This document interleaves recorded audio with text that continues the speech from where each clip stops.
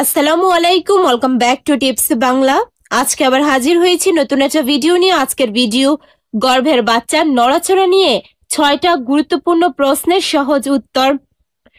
একজন গর্ভবতী হিসেবে আপনারা সবসময় বাচ্চার নড়াচড়া নিয়ে খুব বেশি প্রশ্ন করে থাকেন এবং নিজেরাও দুশ্চিন্তায় ভুগে থাকেন।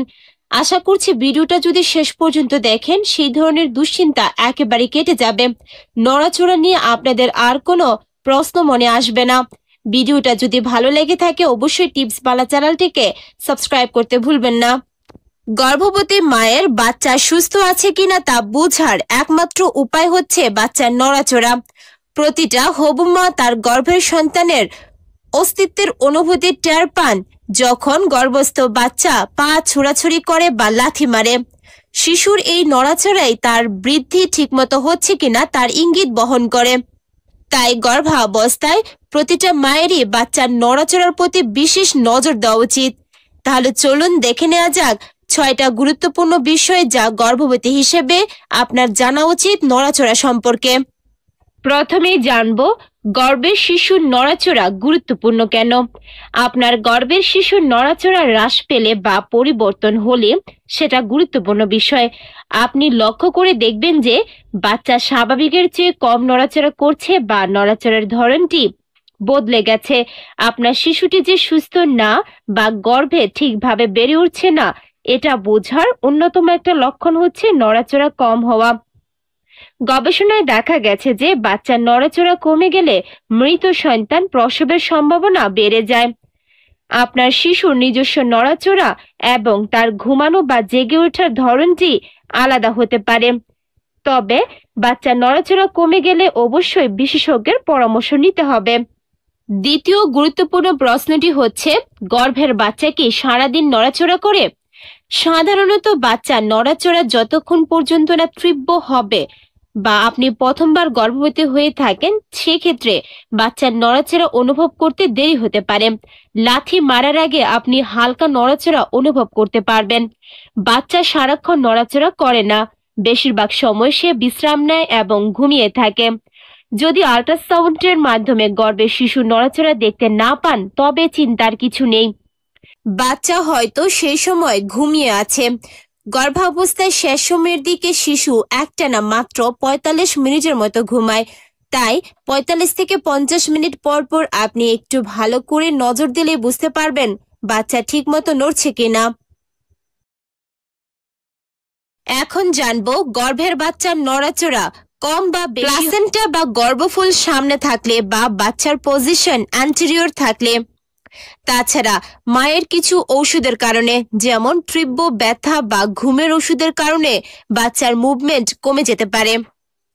যে কোনো কারণে বাচ্চা শ্বাসকষ্ট হলে কিংবা বাচ্চা মারা যাওয়ার আগে মুভমেন্ট কমে যেতে পারে। গর্ভের পানি বা অ্যামনিওটিক ফ্লুইড কম হলে, তাছাড়া মায়ের মানসিক বা শারীরিক অবস্থার কোনো পরিবর্তন ঘটলে, এমনকি মা যদি ধূমপায়ী হয়ে থাকেন বা অ্যালকোহলের প্রতি তীব্র আসক্ত থাকে, এমনকি বাচ্চার নিউরোমাস্কুলার ডিজিজ নড়াচড়া কমে যেতে পারে।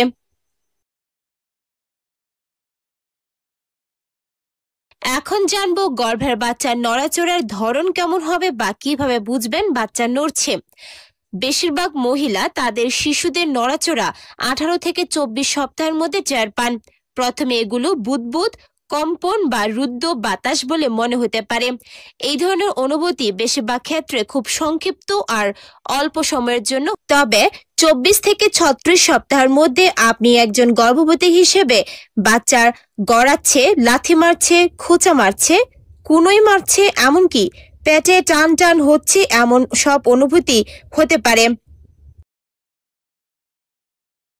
24 থেকে 36 সপ্তাহের মধ্যে আপনি যখন শুয়ে থাকবেন সাধারণত তখনই আপনার শিশুর নড়াচড়া বেশি বোঝা যাবে।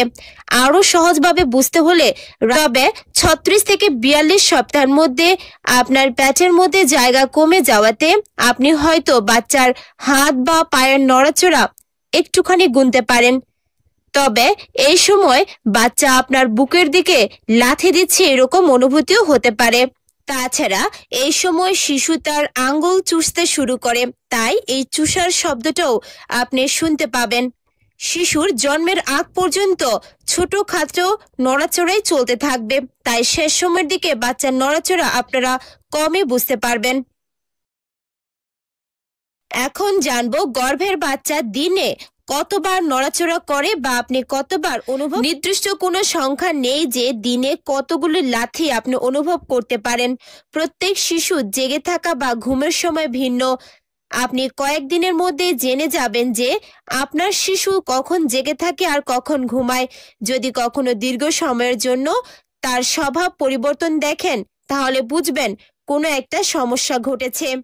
তবে সাধারণত একজন বাচ্চা গর্ভ থাকা অবস্থায় মিনিমাম 10 বার নড়াচড়া করা উচিত। এখন জানবো গর্ভাবস্থায় বাচ্চার নড়াচড়া কম করলে করণীয় কি। আপনার বাচ্চা যদি দীর্ঘ সময় না নড়াচড়া করে, তাহলে টিভি দেখবেন না, বই পড়বেন না, নিজেকে অন্য কোনোভাবে অন্যমনস্ক না রেখে বাঁ দিক ঘুরে 1 ঘন্টা শুয়ে থাকুন এবং শিশুর নড়াচড়া গুনতে থাকুন। তাছাড়া গরম কিংবা ঠান্ডা পানি পান করে দেখতে পারেন। সাধারণত গর্ভস্থ বাচ্চা দিনে কমপক্ষে 10 থেকে 12 বার মুভমেন্ট করে থাকে।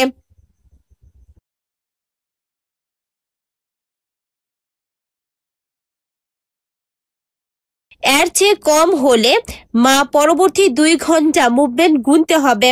যদি দেখে বাচ্চা 10 বারের চেয়ে কম নড়াচড়া করছে, সেক্ষেত্রে চিকিৎসকের শরণাপন্ন হতে হবে। অন্য কোনো পরীক্ষা করে চিকিৎসক পরবর্তী পদক্ষেপ নেবেন। এখন জানবো গর্ভের বাচ্চা নড়াচড়া না করলে চিন্তার কিছু আছে কিনা। আপনি যদি ঠিকমতো খেয়াল করেও বাচ্চার নড়াচড়া বুঝতে না পারেন, তাহলে এক পাশে কাত হয়ে কয়েক ঘন্টা শুয়ে থাকেন। তারপর কমপক্ষে বাচ্চার 10 বার নড়াচড়া গোনার চেষ্টা করবেন। তাও যদি বাচ্চার নড়াচড়া বুঝতে না পারেন, সেক্ষেত্রে অল্প চিন্তার কিছু আছে। সেক্ষেত্রে সাথে সাথে ডাক্তারের সাথে কথা বলুন অথবা দেখা করে পর্যাপ্ত পরীক্ষা নিরীক্ষা করে ব্যবস্থা গ্রহণ করবেন। আশা করছি ভিডিওটা দেখে ক্লিয়ারলি বুঝতে পেরেছেন। একজন গর্ভবতী মা হিসেবে আপনার অবশ্যই গর্ভের সন্তানের প্রতিটা মুভমেন্ট বা নড়াচড়ার প্রতি লক্ষ্য রাখা উচিত। তবে বাচ্চার মুভমেন্ট আপনি যদি হাঁটাচলা করেন, তাহলে বুঝতে নাও পারেন। যদি বাচ্চা নড়াচড়া একেবারে বুঝতে না পারেন, সেই ক্ষেত্রে একটা বদ্ধ ঘরে বা নিরিবিলি জায়গায় বসে একান্তে মনোযোগ দিয়ে বাচ্চার নড়াচড়া অনুভব করার চেষ্টা করুন। সেক্ষেত্রে খুব সহজেই বাচ্চার মুভমেন্ট আপনি বুঝতে পারবেন বলে আশা করছি। ভিডিওটা যদি ভালো লেগে থাকে, অবশ্যই টিপস বাংলা চ্যানেলটিকে সাবস্ক্রাইব করতে ভুলবেন না। আজকের মতো বিদায় নিচ্ছি। আল্লাহ হাফেজ।